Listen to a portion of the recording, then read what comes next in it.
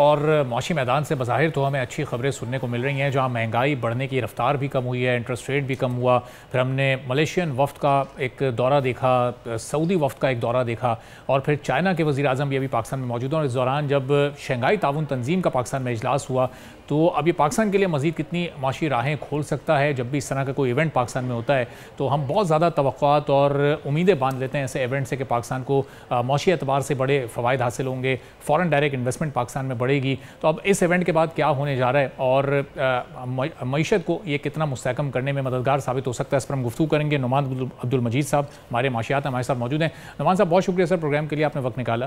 اب یہ جو کانفرنس ہوئی اور اس سے پہلے کے 2 دورے اور ایک چائنیز پرائم منسٹر کا جو یہ دورہ ہے، ان سب کو اگر ہم ملا کر اپنی اکانومی سے کنیکٹ کریں تو آنے والے دنوں میں ہمیں معاشی اعتبار سے کتنا فائدہ ہونے جا رہا ہے؟ بسم اللہ الرحمن الرحیم۔ دیکھیں IMF کے اپروول کے بعد اور جو ریجنل کنٹریز اور فرینڈلی کنٹریز نے جو ہمیں رول اوور وغیرہ کی سپورٹ دی ہے، تو یہ ایک اعتماد ہے کہ پاکستان کی اکانومی میں at least medium to long term کے لیے کہ ہم جو ہے اپنی کمٹمنٹس کو پوری کر پائیں گے۔ اور سب سے بڑا چیلنج جو فارن ڈائریکٹ انویسٹمنٹ کی فارم میں تھا پاکستان کی اکانومی کے لیے، میں سمجھتا ہوں کہ یہ ملیشین، سعودیز اور اب جس SCO کی جو کانفرنس ہو رہی ہے اس پرسیپشن کو اور اس بلاکٹ کو توڑنے میں کافی مدد دے گی۔ آپ جانتے ہیں پاکستان کی جو فارن ڈائریکٹ انویسٹمنٹ ہے one of the lowest in the region ہے، کیونکہ ہم نے سسٹینیبل وے میں کبھی اس کو بڑھانے کی کوشش نہیں کی۔ لیکن اب امید کی جا سکتی ہے کہ سعودیز نے اور چائنیز جو یہ سب لوگ آ رہے ہیں تو لیکن اس سے ہماری FDI کے مومنٹم میں اضافہ ہوگا۔ لیکن اس کے لیے بہت امپورٹنٹ چیز جو اس کی سکسیس فیکٹر کے لیے ہے وہ یہ ہے کہ ان میں سے کچھ لو ہینگنگ فروٹس کو، کچھ چیزوں کو مٹیریلائز کیا جائے۔ دیکھیں FDI کی ہمارے یہاں بات کافی عرصے سے ہو رہی ہے، SIFC بھی کافی عرصے سے کوشش کر رہی ہے، اور 1-2 ٹرانزیکشن غالباً ہوئی بھی آرامکو نے، جسے پاکستان کی ایک آئل اینڈ گیس کمپنی میں انویسٹ کیا تھا۔ لیکن اب جو کہ پرائیویٹائزیشن کی بہت ساری ٹرانزیکشن مارکیٹ میں آ رہی ہیں اور بہت ساری چیزیں ہیں، تو پاکستان کو انشور کرنا ہوگا کہ کچھ ٹرانزیکشنز کو جو ہے نا مٹیریلائز کیا جا سکے، کیونکہ MOUs کی حد تک کئی مرتبہ یہ بھی ایک اعتراض کیا جاتا ہے کہ MOUs سے بات آگے نہیں بڑھ پاتی۔ تو ہمیں MOUs سے آگے جانا ہوگا، ٹرانزیکشنز کو ایکچوئل جب تک ٹرانزیکشنز نہیں ہوں گی، پیسہ ملک میں فلو ہونا شروع نہیں ہوگا، تب تک ہم جو ہے اس کی اکانومی پہ ثمرات نہیں دیکھیں گے۔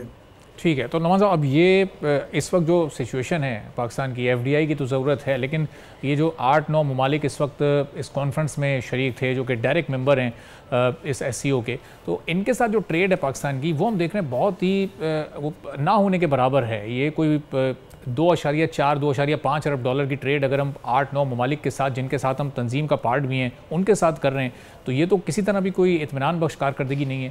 ایسی جس طرح کی کانفرنس ہوئی ہے، اس کے نتیجے میں کیا کچھ یہ ٹریڈ کی نئی راہیں کھل سکتی ہیں پاکستان کے لیے؟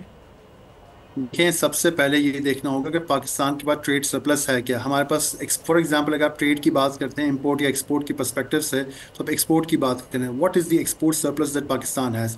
پاکستان کے پاس سچ بات ہوئی کہ ایکسپورٹ کرنے کے لیے زیادہ کچھ بچا ہی نہیں ہے۔ ہم لوگ ویسے ہی فوڈ ڈیفیشینٹ ہے، کھانا بھی ہم امپورٹ کرتے ہیں۔ ایک وقت تک ہم ایگری کنٹری تھے تو ہم فوڈ ایکسپورٹ کرتے ہیں، اب صرف رائس ایکسپورٹ ہوتا ہے میجر، اور تھوڑا بہت فروٹس اینڈ ویجیٹیبلز ہوتی ہیں جو اکثر پھر مارکیٹ میں شارٹ ہو جاتی ہیں، تو ہمارے پاس زیادہ کچھ ایکسپورٹ کرنے کے لیے ہے نہیں۔ پاکستان نے اگر آپ دیکھیں جو ایگری مشینری اور ایگری کی جو مصنوعات ہیں اور جو ایگری کی اور جو ایڈیبل پروڈکٹس ہیں، اس کو ملا کے تقریباً $8-10 بلین کی تو ہم جو ہے سال کی ایگری کی امپورٹس کرتے ہیں۔ حالانکہ ہمارا کلیم ٹو فیم یہ تھا کہ ہم ایگری کنٹری ہیں۔ تو کہنے کا مقصد یہ ہے کہ پاکستان اگر ایکسپورٹ کرنا بھی چاہے تو ایکسپورٹ کرے گا کیا؟ ہمارے پاس میکسیمم ایکسپورٹ کرنے کے لیے ہیومن ریسورسز بچی ہیں جو مختلف کنٹریز کو ہم بھیج رہے ہیں، جس کے بعد یہ ہو رہا ہے کہ ریمیٹنسز میں اضافہ ہو رہا ہے۔ انفارچونیٹلی پاکستان کی کوئی امپورٹ سبسٹیوشن اسٹریٹجی نہیں بنی۔ اگر آپ ساری ریجنل کنٹریز کو دیکھیں، آپ سعودی عربیہ جسے اتنا رچ کنٹری ہے فارن ایکسچینج کے پوائنٹ آف ویو سے بھی، انہوں نے بھی کمپریہنسو اپنی ICV in country value strategy create کی ہے کہ جس کے ذریعے سے انڈسٹریز کو انسینٹو دیا گیا ہے کہ وہ پروڈکٹس جو کہ اس وقت امپورٹ ہو رہی ہیں کس طریقے سے اس کو کنٹری کے اندر مینوفیکچر کیا جا سکتا ہے۔